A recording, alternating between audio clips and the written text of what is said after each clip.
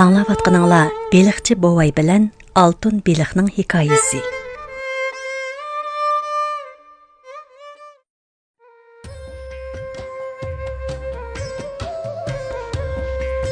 Buningdan nurg'un yillar muqaddam, bepoyon, kengri ketgan zaminda suyi so'p-suzuk dengiz bo'yida ko'nrab ketgan bir kichik yog'och uy bo'lgan ekan. Yog'och uy gerçi intayin oddiy bo'lsa-mu, ammo u bir jup mo'may bovayning barligi hisoblanadi ekan. Bovayning chochlari oqargan, yuzlarini qo'riq bosgan bo'lsa-mu, ammo ko'zlari yanada nurliq va yiqishliq ko'rinadi ekan. U har kuni ko'nrab ketgan beliq to'rini elib, dengiz bo'yiga berib, beliq tutadi ekan va buningga tayinib turmushni qamdaydi ekan. Mo'mayning badani sal dumchak bo'lib, doim to'xtamay ko'tuldab, kunlarining namratligidan og'rinib yuraydi ekan.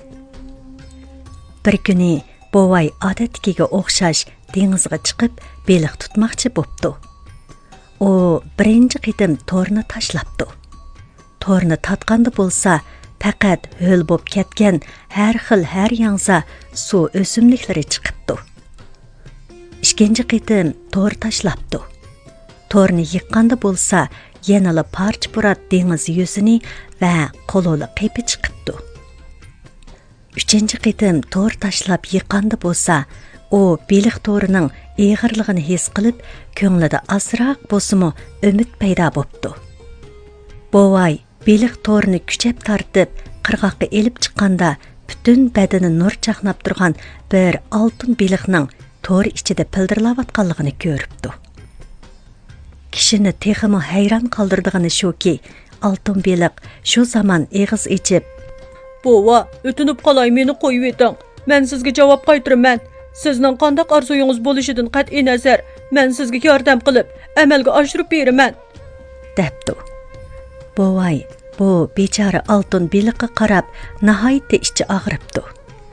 U to'limi oq ko'ngil va mehribon bo'g'ashqa qilcha ishkilanmasdan oltin beliqni dengizga qo'yib beribdi. Va uningdan hech narsa talab qilmabdi. Lekin oltin beliq suvdan beshini chiqarib, "Hey bova, biror talab ehtiyojingiz bo'lsa, mushu dengiz bo'yiga kelib, oltin beliq deb chaqirsangiz, men darhol paydo bo'laman" debdi-da, suv ostiga cho'kib, ko'zdan g'oyib bo'ldi. Bovay beshini lang'ishtirib qo'yib, to'rni yig'ishtirib, xalq qo'shoqlarini g'ingshig'inicha uyga qarab mengibdi. U uyga kelib, mo'miga dengizda gap qila oladigan oltin beliqqa yo'liqqan ajoyib kechirmishlarini va beliqning zuvonga kelib aytgan so'zlarini so'zlab beribdi. Buni anglagan mo'mayning achchiqdan ko'zlari kerilib ketibdi va g'azab bilan bovayga chekcharab turib, "Voy, bu nima degan ahmoqlik? Mushundaq yaxshi fursatnimi qo'ldan berib qo'yib, quruq qo'l qaytib kelgan bormi? Ish bo'lmasa, uningdan yangi yog'och toz bo'lsa-mu so'rasangiz bo'lmandi. Qarab beqing-a, uydagi yog'och toz qandoq bo'lib ketdi" deb baqiribdi va qo'lini chinab turib, bulungdagi eski dasni ko'rsatibdi. Shunda qilib, mo'mayning to'xtamay xursinib, qayta haydakchilik qilishi bilan bovay noiloj atsi yana dengiz bo'yiga ketdi. U dengizga qarab past ovozda, "Oltin beliq! Ay, oltin beliq!" deb to'labdi. Bovayning ovozini anglagan oltin beliq darhol dengiz ostidan uzib chiqib, "Bova, meni nemish bilan izdigandingiz?" deb so'rabdi. Bovay sal xijil bo'lgan holda beshini tatlab turib, "Uydagi yog'och toz bek ko'nrab ketibdi-kan. Mo'miyim bir yangi yog'och toz bo'lgan bo'lsa degandi. Shunga" debdi. Oltin beliq xushallik bilan, "Bova, siz uyingizga qaytavering. Bu orzuyinglar allburun amalga oshdi" debdi-da, bovay bilan xo'shlashib, ko'zdan g'oyib bo'ldi. Bovay uning so'ziga bir ishonib, bir ishonmagan holda uyga qaytib ketdi. U eshikni ochibla bir yep-yangi yog'och tasning uyning o'ttirsiga tiziqliq turganligini ko'ribdi va meyiqida kulib qo'yibdi. Lekin Momay buninglik bilan qanoatlanib qolmabdi. O yangi yog'och tasga qarab, yana g'udrashqa boshlabdi. Bir tal yog'och tasning nimaga foydasi bo'lsin? Biz turayotgan bu yog'och uy ham ko'na, ham kichik. Tez berib so'rang, oltin beliq bizga bir cho'ng uy bersin, debdi. Buni anglab, Bovay to'limi ümidsizlanibdi. Bovay gerçi xolamagan bo'lsa-mu, lekin Momayni gapga ko'ndirolmay, oxir yana amalsiz dengiz bo'yiga kepdi. O yana beliqni chaqirib, xijil bo'lgan holda Momayning talabini uningga aytibdi. Oltin beliq yana bir qitim paydo bo'lib, muloyimlik bilan: "Bova, siz uyingizga qaytavering. Bu orzuyingizmi amalga eshib bo'ldi", debdi. Bovay oltin beliqqa ko'p rahmat aytib, uyga qaytib kelganda, ilgirki ko'ni yog'och uy ozoda yo'ruq cho'ng uyga aylangan bo'lib, uy ichida yana uy jahozlari to'liq, bezilishi to'limi nafisgan. Momay bo'lsa, ko'ranglagan holda u uydan bu uyga kirib, u yoqdan bu yoqqa mengib yuribdi. O yana to'xtamay: endi to'g'ri bo'ldi. Biroq mening yana Isilzoda xonim bo'g'im bor. Bir to'p chakarlar xizmatimda bo'lsa yaxshi bo'ladi emasmi, Bovay?" debdi. Bovay ulug' kichiktinib qo'yib, "Amdig'u mushuning bilan Momayning zuvoni besila" deb yana bir qitim dengiz bo'yiga kelib, oltin beliqni chaqiribdi. Oltin beliq Bovayning gapini anglab bo'lgandan keyin yanala ilgirkiga o'xshash: "Bova, siz uyga qaytib ketavering. Mo'mingiz cho'qim murodiga yetadi", debdi.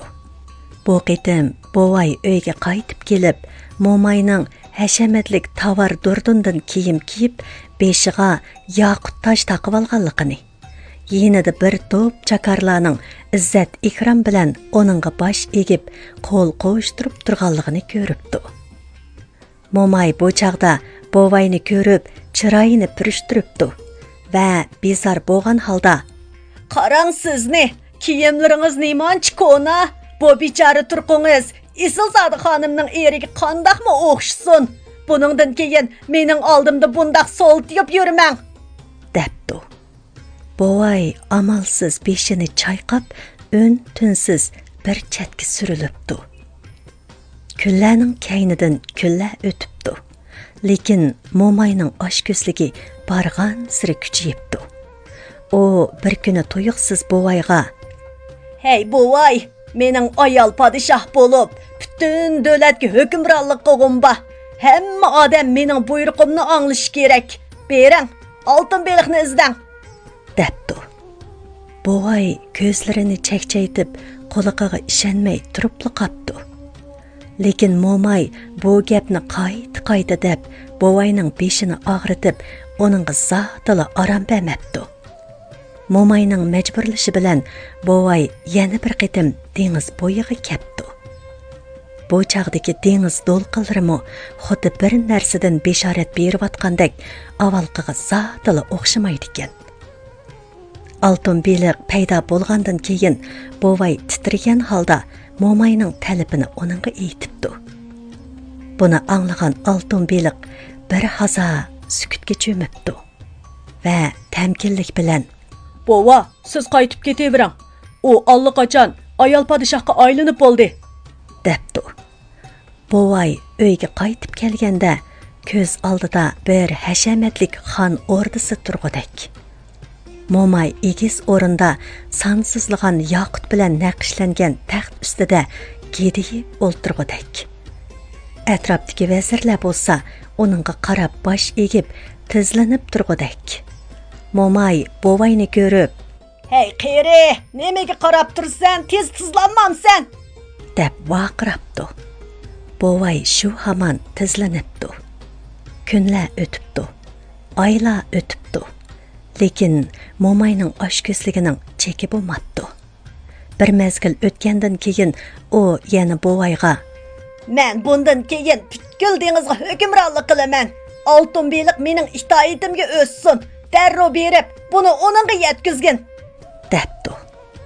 Bovay buni anglab qattiq cho'chib ketibdi va uningga nasihat qilib, bundaq qilsa qat'iy bo'lmaydiganligini aytibdi. Lekin Momay zotila anglamabdi. Aksincha, bovay agar bormasa, uni qattiq jazolaydiganligini aytib, uningga tahdid sapdi. Bovay noiloj eg'ir qadamlarni so'rab, dakki-dukki ichida dengiz bo'yiga kepdi. Bu chaqda qattiq bo'ron chiqib, dengiz xuddi g'azablangandek to'lqin uribdi. Bu shavqunda bovay oltin beliqni yuqori ovozda chaqiribdi. Ammo uning ovozini shamol besib ketibdi. Bovay texmi o'nlik vaqirabdi. Hoy, oltin beliq, bormisan? Oltin beliq oxiri paydo bo'pti. Lekin bu qitim uning ko'zlari avvalgidek muloyim emaskan. Bovay titrigan holda Momayning yo'lsiz talabini uningga aytibdi. Buni anglagan oltin beliq hech nima demabdi. Faqat bovayga tikilganicha qarab turibdi.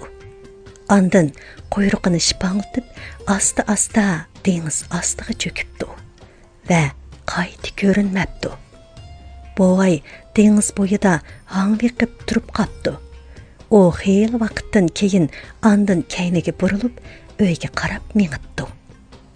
U uyga qaytib kelganda bo'lsa, ko'z oldidagi manzara uni hang-tang qoldiribdi. Bu yerdagi hashamatlik xon o'rtasi g'oyib bo'pti. Hashamatlik cho'ng uylar yo'qab ketib, hamma narsa eng dastlabki holatiga qaytib qoldi. Yana shu burunqi ko'ni kichik yog'och uy. Uy ichida bo'lsa, yana heliqi ko'ni yog'och dasturg'udek. Momay bo'lsa, bo'sug'ida o'ltirib, ko'zlari chekchiyib, to'xtamay g'udrab, "Nemishqa bundaq bo'ladi?" deb o'ltirg'udek. Bovay lam jim demasdan astag'ini kelib Momayning yenida o'ltiribdi.